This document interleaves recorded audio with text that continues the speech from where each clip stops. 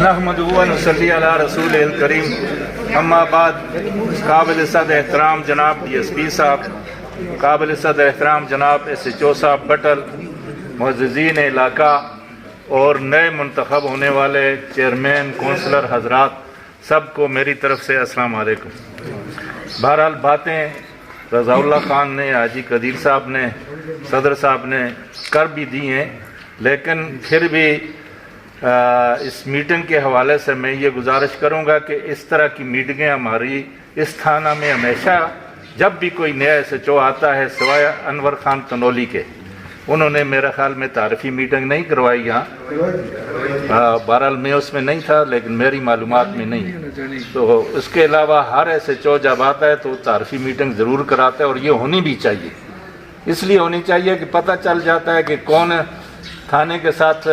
تعاون کرتا ہے اور کون نہیں کرتا، اور کون اچھا ہے اور کون برا ہے، یہ کام ہمیشہ ہوتے رہتے ہیں۔ تو اس لیے میں لمبی چوڑی بات تو نہیں کروں گا، اسی میٹنگ کے حوالے سے میں ڈی ایس پی صاحب آپ سے یہ گزارش کروں گا کہ ہمارے بٹل چوک میں ہمیشہ کے لیے ٹریفک جام رہتی ہے، تو یہ ایک گزارش آپ سے ہے کہ اس پر مستقل طور پر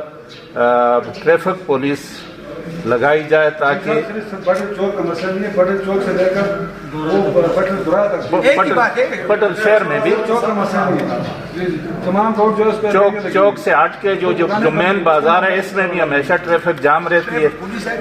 ہاں، تو اس لیے یہ آپ سے گزارش ہے کہ ایک دو دفعہ پہلے بھی یہاں ٹریفک پولیس لگوائی گئی تھی، لیکن تھوڑے ٹائم کے بعد وہ چلے جایا کرتے تھے نا، تو زیادہ مہینہ بھی کسی نے یہاں نہیں گزارا، تو اس لیے آپ سے یہ گزارش میں مستقل طور پر اس لیے کرتا ہوں کہ جو یہاں پولیس لگوائی جائے، ٹریفک پولیس، تو وہ ایک مستقل طور پر ہمیشہ کے لیے لگائی جائے، تاکہ یہاں جو ٹریفک کا مسئلہ ہے چوک میں یا بازار میں بھی اکثر ٹریفک جام رہتی ہے، صدر صاحب کو پتہ ہے، تو اس لیے اس مصیبت سے کم از کم ہماری جان چھڑائی جائے، تاکہ یہ ٹریفک والا مسئلہ حل ہو جائے۔ باقی باتیں بہت ہیں لیکن پھر کسی موقع پر کریں گے، تو انشاءاللہ میں آپ کو اس تھانے میں آنے پر انتہائی دل کی اتھا گہرائیوں سے مبارکباد پیش کرتا ہوں، اور ایسے ہی ایس ایچ او صاحب کو بھی میں دل کی اتھا گہرائیوں سے مبارکباد پیش کرتا ہوں، اور یہ امید رکھتا ہوں کہ ہمارے اس تھانے میں